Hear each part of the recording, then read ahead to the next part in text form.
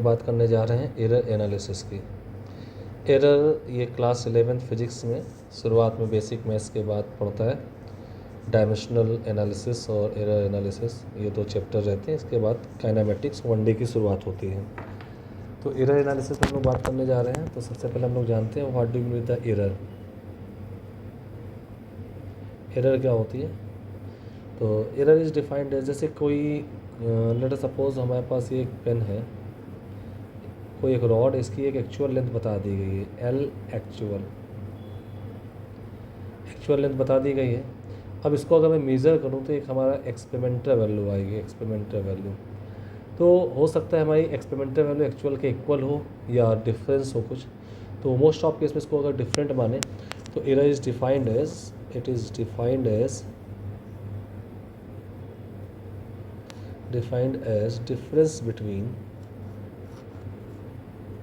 difference between true value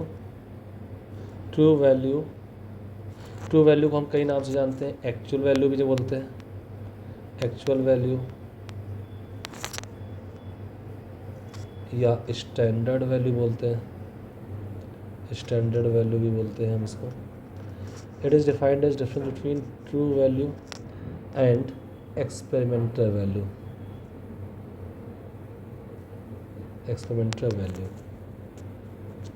तो जैसे कोई फिजिकल क्वांटिटी है, लेट अस सपोज लेंथ, तो इसकी ट्रू वैल्यू जो होगी, ट्रू वैल्यू को हम इसको एल से रिप्रेजेंट करेंगे। एक्सपेरिमेंटल वैल्यू को शॉर्ट में लिख रहा हूँ, एक्सपेरिमेंटल वैल्यू को एल डैश से रिप्रेजेंट करेंगे। अगर मास होता तो एम से रिप्रेजेंट करते और इसकी एक्सपेरिमेंटल वैल्यू को एम डैश से। टाइम होता तो टी से लिखते हैं, एक्सपेरिमेंटल वैल्यू टी डैश से। कोई फिजिकल क्वांटिटी एक्स होती तो उसको एक्स से, उसको एक्स डैश से ऐसे रिप्रेजेंट करते हैं।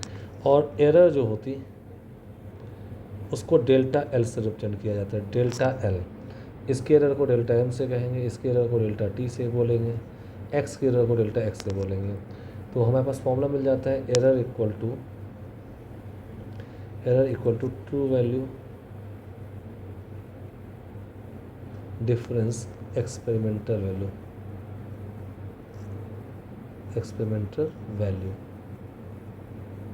ये हमारे पास फॉर्मूला मिल जाता है। ट्रू वैल्यू और एक्सपेरिमेंटल वैल्यू का जो डिफरेंस है that is defined as error. पहला पॉइंट। अब लेंथ के बारे में बात कर रहा हूँ तो एल, एरर को डेल्टा एल से रिप्रेजेंट कर, डेल्टा एल इसको to L difference L dash, this difference symbol. तो ये आपके पास एरर का फॉर्मूला आ जाएगा। दूसरा पॉइंट होता है, पहला पॉइंट यहाँ मैंने एरर बताया है, दूसरा पॉइंट है रिलेटिव एरर। रिलेटिव एरर या इसी को फ्रैक्शनल एरर बोलते हैं, फ्रैक्शनल एरर। मैं आपको बता दूं जो एरर है उसकी हैविंग सम यूनिट, उसके पास यूनिट होगी। अगर लेंथ में एरर निकालना है तो एरर की यूनिट सेंटीमीटर या मीटर होगी। टाइम निकालना है तो सेकेंड या मिनट जो भी दिया है वो होगी। तो एरर की अपनी एक यूनिट होती है। Relative error is defined as ratio of, it is defined as ratio of error to true value. यानी ये हमें बताता है कि जो हमारी एरर है वो ट्रू वैल्यू का कौन सा पार्ट है। इसको रिप्रेजेंट करते हैं डेल्टा एल बाई एल से। ये आपके पास रिलेटिव एरर आ जाती है। इक्वेशन 2, इसकी कोई यूनिट नहीं होती because this is pure ratio, दो सेम टाइप की क्वांटिटीज़ का रेशियो है। तो ये रिलेटिव एरर आ गया। तीसरा हमारे पास आ जाता है परसेंटेज एरर। परसेंटेज एरर क्या होता है? तो it is 100 times of, it is 100 times of relative error.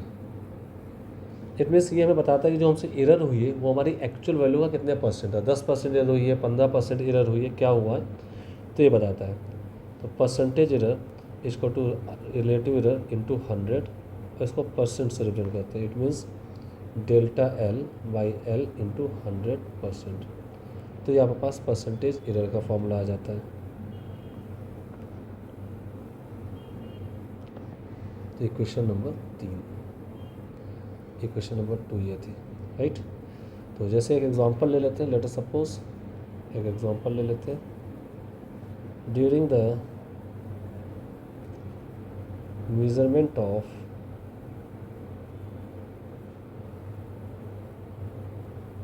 gravitational acceleration, its value is 10.0 meter per second square. Find error, relative error and percentage error in experiment. Solution, जैसा मैं बताया गया है gravitational acceleration है, experiment हमने किया तो वहाँ पे इसकी ये वैल्यू 10 मिली है, यानी कि जी की एक्सपेरिमेंटल वैल्यू, तो जी डैश एक्सपेरिमेंटल वैल्यू को लिखेंगे, यहाँ पास 10.0 मीटर पर सेकंड स्क्वायर मिल गई है। जबकि जी की एक्चुअल वैल्यू जो होती है, जिसको जी कहेंगे, that is 9.8 metre per second square. अब इस एक्सपेरिमेंट में पहला पॉइंट हम एरर अगर काउंट करें, एरर यानी कि delta g, than delta g is the difference g dash, difference लगा इसे माइनस नहीं लेंगे, तो 9.8 difference 10 metre per second square, it mean 0.2 metre per second square is your first answer. Second point हम count करेंगे relative error, तो relative error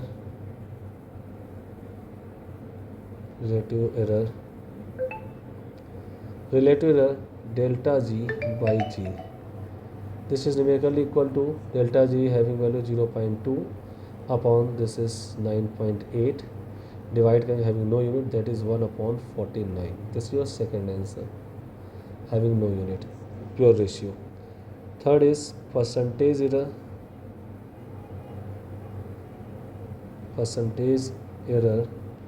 and percentage error is given by delta g by g into 100%. This becomes 1/49 into 100 is equal to 2.04%. This become your answer. तो एक basic idea ये था कि हमने अगर कोई वैल्यू दी हुई है, एक्सपेरिमेंटल दी हुई है और रियल वैल्यू दी है, ट्रू वैल्यू दी है, तो हम उसकी एरर कैसे निकाल सकते, ठीक है। तो ये हमारी परसेंटेज निकल आएगी, बहुत बेसिक कॉन्सेप्ट था। अब हम आते हैं अगले पॉइंट पर, नेक्स्ट पॉइंट है हमारा, नेक्स्ट हेडिंग है, सेकंड कॉन्सेप्ट है error in a physical quantity, error in a physical quantity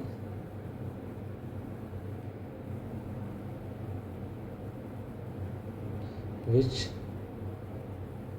depends on two or more than two physical quantities, two physical quantities.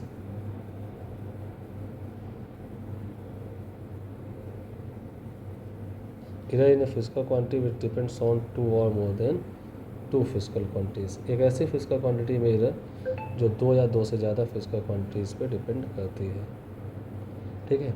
जैसे मैं एग्जांपल ले लेता हूँ, एग्जांपल तौर पर अगर मैं आपसे कहूँ area of a rectangle L into P होता है, अगर L भी एररफुल है, P भी एररफुल है, तो एरिया भी एररफुल हो सकता है या नहीं भी हो सकता है, वी आर नॉट श्योर। हो सकता है कि उनका प्रोडक्ट फिर से सेम आ जाए। ऐसे ही मैं वॉल्यूम की बात करूँ, length into width into height, अगर तीनों में कुछ ना कुछ एरर है तो वॉल्यूम में एरर हो भी सकती है या नहीं भी हो सकती, इट डिपेंड्स कि किसी को मैंने लेस या मोर मेजर कर लिया है। बट हम इस प्रॉब्लम में always we talk about maximum error, हम मैक्सिमम एरर की बात करेंगे, ठीक है। वी विल कैलकुलेट, बट आपको पता होना चाहिए कि मिनिमम एरर जो होती है दैट इज़ 0।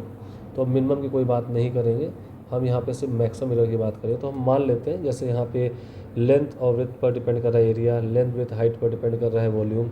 ऐसे में एक जनरल कोई इन जनरल बात कर लेता हूँ, in general suppose any physical quantity P depends on, या मैं ऐसा करता हूँ एक फॉर्मूला ही बना देता हूँ, P equal to x to power a y to power b upon z to power c, ये एक फॉर्मूला है। पी कोई फिजिकल क्वांटिटी है, 3 physical quantity x y z पर डिपेंड कर रही है, A B C are power, A B C powers है,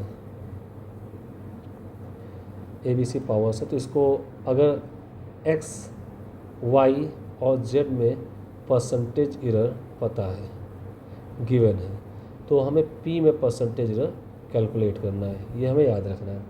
तो इसको कैसे करते हैं, P equal to x to power a y to power b z to power minus c लिख लेते हैं। क्लियर है। इसके बाद हम क्या करते हैं, इसका लॉग लेते हैं। तो अगर मैं लॉग ले लूँ तो l n p equal to a l n x plus b l n y minus c l n z बन जाएगा ऐसा। अब इसको डिफ्रेंशिएट कर देते हैं, क्या करते हैं इसको, डिफ्रेंशिएटिंग दिस इक्वेशन, इस इक्वेशन को डिफ्रेंशिएट कर देते हैं। तो आपको पता है लॉग एक्स का डिफ्रेंशिएशन माइनस का 1/x² होता है, ठीक है, लॉग एल 1/x होता है, ठीक है। तो इसका हम डिफ्रेंशिएट करें तो ये आएगा d p upon p equal to a d x by x plus b d y by y minus c d z by z, ये ऐसा आ जाएगा, ठीक है।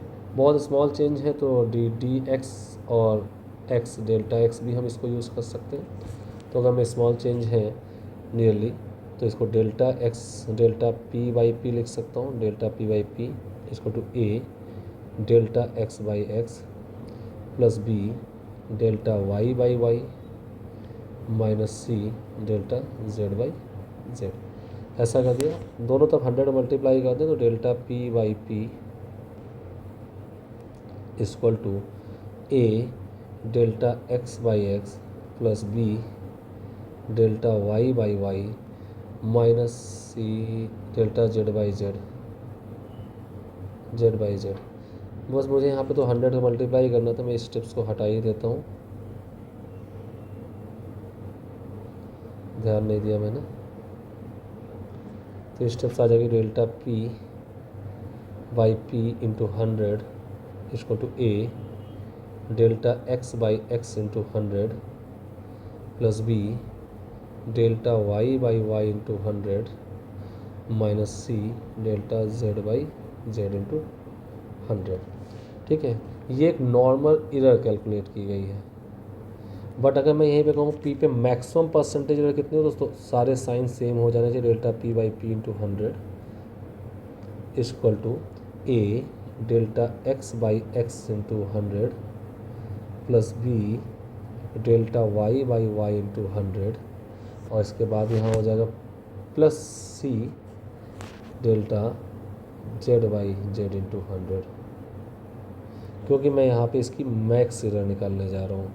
और आपके प्रॉब्लम में पूछा जाए या ना पूछा जाए, कहा जाए या ना कहा जाए, एरर पूछा जा रहा है इसका मतलब ही आप मैक्स एरर निकालेंगे तो प्रॉब्लम इससे सॉल्व होगी। एक ऑर्डिनरी एरर का केस ऊपर बना हुआ है तो प्रॉब्लम इससे सॉल्व नहीं होगी। हाँ, इसका यूज़ तब करते हैं जैसा आ रहा है ये इस इक्वेशन पे, इसका यूज़ तब करें जब इंक्रीज्ड बाई या डिक्रीज बाई दिया हो, इंक्रीज्ड बाई या डिक्रीज्ड बाई क्वेश्चन में लिखा हो और ऑप्शन में भी आंसर में भी पी के बारे में P increase by decrease by दिया हो, तब इसको ऐसे यूज़ करेंगे। नहीं तो हम इसको नॉर्मल एरर पूछा जाए तो उसको मैक्सिमम परसेंटेज एरर नीचे वाले फॉर्मूले से यूज़ करें। तो दिस इज़ 2a और दिस इज़ 2b, तो 2b का यूज़ 99% केस में करते हैं।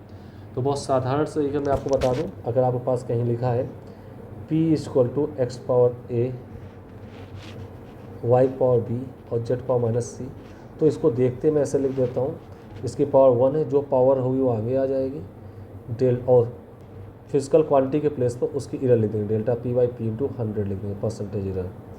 फिर अगली क्वांटिटी x आई है तो उसका a पावर आगे आ जाएगा और x की percentage error delta x by x into 100। फिर हर दो फिजिकल क्वांटिटी के बीच में एक प्लस का साइन, y पावर b है, b आगे आएगा और y प्लस उसकी परसेंटेज एरर। फिर अगले दो के बीच में फिर एक प्लस का साइन, उसकी पावर आगे आएगी लेकिन उसको मैक्सिमम बना दें तो माइनस सी तो प्लस सी बन जाएगा और delta z by z into 100। इस टाइप से हम फॉर्मूले को एक्सप्रेस कर सकते हैं देख करके। तो वो एक प्रोसेस था जो मैंने बताया, उसकी ज़रूरत पड़ती नहीं है। कैसे आया वो मैंने दिखाया, आप ऐसे देख के कर सकते हैं। जैसे मैं आपसे कहूँ एरिया लेंथ इंटू विड्थ होता है, तो आप इसको ऐसे कर सकते हैं, एरिया सबकी पावर 1 है तो 1 into delta A by A into 100 इसको टू एल पावर 1 है, आगे आएगी लेंथ के प्लेस तो delta l by l into 100 उसकी परसेंटेज लिख दी जाएगी। फिर हर दो फिजिकल क्वांटिटी बीच में प्लस का साइन लगेगा, 1 पावर आगे आएगी, फिर delta b by b into 100 लिख दी जाएगी। अगर यहाँ पे बी और ए में परसेंटेज पता है तो आप एरिया में परसेंटेज कैलकुलेट कर सकते हैं। तो इस टाइप से ये फॉर्मूला आ जाता है, ठीक है। हाँ ध्यान दें, जब इस फॉर्मूले को एक्सप्रेस करते हैं तो एक कुछ नोट करने वाली बातें हैं। नोट ये है, there is no any error, there is no any error in fix and constant value, fixed and constant values. तो उनको फॉर्मूला एक्सप्रेस करते समय उनको इग्नोर कर देंगे। जैसे फिक्स वैल्यूज़ होंगे, कहीं 1/2 लिखा है, 2 लिखा है, पाई लिखा है, पाई बाई 4 लिखा है, तो ये सारी वैल्यूज़ जो होती हैं ये नॉट इंक्लूडेड होंगी।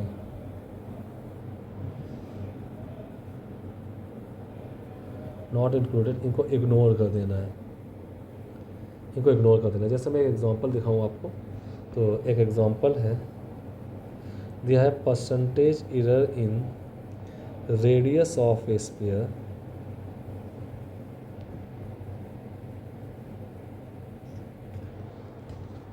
is 2%. Find percentage error in its volume.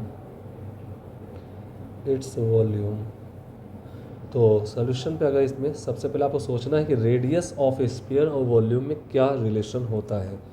तो आप पहले प्रॉब्लम जो लिखा है उसको हम नोट कर लेते हैं। प्रॉब्लम हमें दिया है रेडियस को आर मान लो तो delta r by r into 100, ये 2% दिया है। अगर वॉल्यूम को v मान लो तो delta v by v into 100 volume की परसेंटेज है आपसे पूछी गई, ये हमारा प्रॉब्लम है। तो इनमें जो रिलेशन होता है वो v होता है 4/3 पाई आर क्यूब, ठीक है। तो गॉस देखें यहाँ पे 4/3 पाई जो है कांस्टेंट है, तो इनमें कोई एरर नहीं होती, तो एक्सप्रेस करते तो इस पूरे टर्म को भूल जाएं। यानी कि आप फाइनली ऐसे लिख सकते हैं v equal to r cube, ठीक है, या प्रोपोर्शनल लिख दीजिए v proportional to r cube. अब इसकी पावर 1 है, इसको एक्सप्रेस करेंगे तो पावर इसकी 1 आगे आ जाएगी, delta v by v into 100 हो जाएगा। अब प्रोपोर्शनल को इक्वल लिख सकते हैं, 3 पावर आगे आ जाएगी, delta r by r into 100 हो जाएगा। और ये वैल्यू आपको प्रॉब्लम दी है 2%, तो इसको सॉल्व करने पे delta v by v into 100 volume में परसेंटेज एरर जो आ जाएगी, वॉल्यूम में परसेंटेज एरर आ जाएगी 3 into 2% equal to 6%। This becomes your answer. इस टाइप से आप प्रॉब्लम को कर सकते हैं, ठीक है। एक एग्जांपल और लेता हूँ मैं, percentage error in length and gravitational acceleration are 2% and 3% respectively. Find percentage error in time period of pendulum. ये लेंथ जो है पेंडुलम की लेंथ के बारे में बात कर रहा है और ग्रेविटेशनल एक्सीलरेशन के बारे में बात कर रहा है। तो देखते हैं प्रॉब्लम में क्या क्या दिया है। लेंथ में परसेंटेज 2% है, तो delta l by l into 100 ये 2% गिवन है। ग्रेविटेशनल एक्सीलरेशन में delta g by g into 100 ये आपको 3% गिवन है। टाइम पीरियड ऑफ पेंडुलम में हमें निकालना है, तो delta t by t into 100% ये आपको कैलकुलेट करना है इंटू 100, ये वैल्यू आपको निकालनी। This are questions. तो आप सोचें time period of pendulum length और ग्रेविटी में रिलेशन होता है, that is 2 pi root l by g. अब इस 2 pi root l by g में देखिए 2 पाई जैसा टर्म है, ये कॉन्स्टेंट है, इसका फॉर्मूला कोई लेना देना नहीं है। तो आप इसको ऐसा लिख सकते हैं इस फॉर्मूले को, टी इक्वल टू या t proportional to l to power 1/2 और जी को भी ऊपर ले आए तो -1/2। रूट का मतलब 1/2 पावर होता है। टी पावर 1 इसको एक्सप्रेस कर दो तो 1 आगे आएगा। Delta t by t into 100 equal to 1/2 power आगे आ जाएगी और लेंथ की परसेंटेज लिख जाएगी delta l by l into 100 -1/2 delta g by g into 100। अब मैं आपको माइंड करा दूँ, क्वेश्चन लिखा find the percentage in time period. कहा जाए या ना कहा जाए, आपको ये कन्फर्म है यहाँ मैक्सिमम परसेंटेज पूछ रहा है, तो इससे जो माइनस साइन आए उनको भी देखिए मैंने प्लस बना दिया, ये प्लस कर दिया। अब प्लस कर दिया तो ये वैल्यू जो आपके पास है this is given 2%, this is given 3%, then your answer becomes 1/2। Length के प्लेस पे 2% दिया था प्लस 1/2, ग्रेविटेशनल की इधर 3% दी थी, 5/2 यानी it means 2.5% becomes your answer. तो 2.5% आपका आंसर आ जाएगा। क्लियर है? ठीक है, तो ये 2.5% एरर आ जाएगी। तो इस टाइप से कोई फॉर्मूला दिया है तो उसमें हम एरर कैलकुलेट कर सकते हैं। तो ऐसे जो भी एग्जांपल हो उसको आप यूज़ करिए। जनरली मैक्सिमम परसेंटेज एरर आपसे पूछा जाता है। तो एक अगला एग्जांपल, इसमें अगला एक केस बताते हैं, least count concept. Least count concept, least count concept क्या होता है?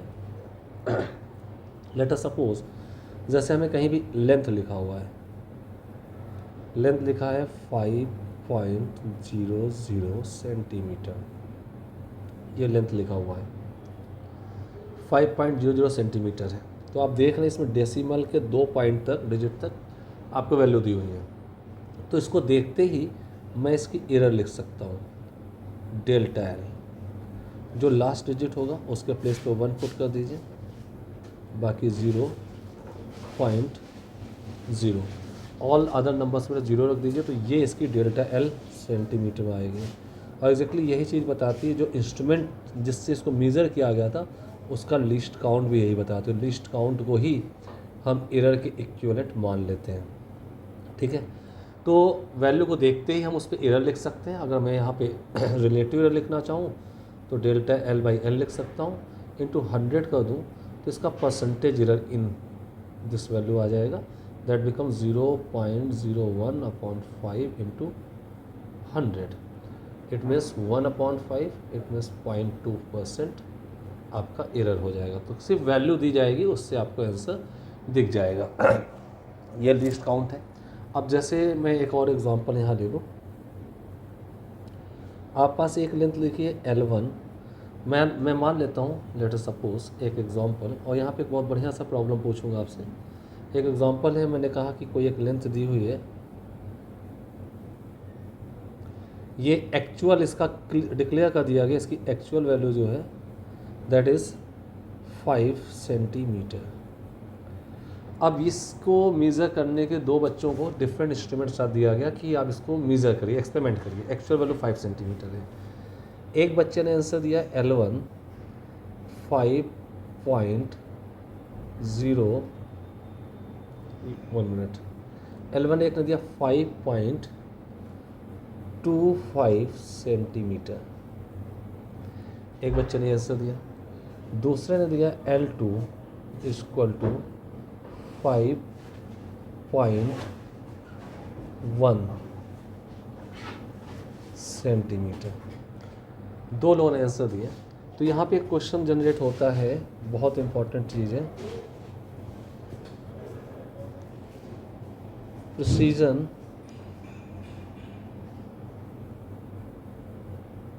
And accuracy. Precision and accuracy, इस बात को बहुत ध्यान दीजिएगा। प्रिसीजन एंड एक्यूरेसी क्या है? आप सबसे पहले मैं एक्यूरेसी की बात करूं, पूछा जाए L1 एंड L2 में which is more accurate, more accurate कैसे निकालेंगे? तो सिंपल सी बात है, मोर एक्यूरेट कौन होगा, एक्यूरेसी कैसे क्लियर होगी? तो आप देखें L1 और L2 में कौन एक्चुअल वैल्यू के क्लोज है। तो आप ये कह सकते हैं L2 is more close than L1। तो यहाँ पर L1 में एरर कम है और L2 में ज़्यादा है, तो L2 जो होगा is more accurate, L2 more accurate आएगा। ठीक है, तो एक्यूरेसी एक अलग चीज़ है, यानी कि जो क्लोज वैल्यू होगी सबसे ज़्यादा वो मोर एक्यूरेट कहलाएगी। अब प्रिसाइज कौन सी है, मोर प्रिसाइज कौन सी है, ये देखते हैं। मोर प्रिसाइज कौन सी है, तो अगर हम देखें डेल्टा L1 निकालें तो डेल्टा L1 आएगा 0.01, वाइल डेल्टा L2 जो आएगा, डेल्टा L2 वो 0.1 सेंटीमीटर। तो जिसमें मोर डेसिमल नंबर्स होते हैं, more decimal number stand for the more precise. तो more number after decimal point, after decimal point stand for more precise, stand for more precise, क्योंकि ये जिस इंस्ट्रूमेंट से मेजर किया गया है उसका लिस्ट काउंट कम है। तो L1 is more precise, more precise, L1 more precise value होगी। तो ये आपके पास रिजल्ट है, L1 मोर प्रिसाइज होगी। तो मोर प्रिसाइज कौन है, ये चीज़ क्लियर हो गई, मोर एक्यूरेट कौन है, ये चीज़ क्लियर होगी। ठीक है, अब इनमें परसेंटेज दोनों के अलग निकाल सकते हैं, आपके पास आंसर आ जाएगा। तो ये भी अपने आप में एक इम्पॉर्टेंट कॉन्सेप्ट होता है इस बात को समझने के लिए। इतनी बात क्लियर हो गई। तो दो कॉन्सेप्ट हमने बता दिए हैं आपको, एक तो कोई एक physical quantity more than 2 physical quantity पर डिपेंड करिए तो आप निकाल सकते हैं, और एक इस टाइप से आप इसको यूज़ कर सकते हैं। क्लियर है? ठीक है, अब इसमें दो पार्ट बचते हैं, error in sum and difference, error in sum difference product and division of two physical quantities, ये केस बचता है। और दूसरा पॉइंट बचता है एरर इन एक्सपेरिमेंट। ये दो भी अपने आप में बहुत इंपॉर्टेंट पॉइंट हैं। तो अभी के लिए मैं इस वीडियो के पार्ट में इतना ही बता रहा हूँ। इसके कुछ एग्जांपल्स अगर आपको दिक्कत करते हो तो आप कमेंट्स में बता सकते हैं, तो मैं इसको पूरा कर दूंगा, आपको उसका सलूशन भेज दूंगा। और इसका फर्स्ट पार्ट में इतना ही है। सेकेंड पार्ट तो इसका लेक्चर 2 अभी इसके बाद ही मैं इसमें डाल दूँगा, तो लेक्चर 2 आप ऑब्जर्व कर सकते हैं।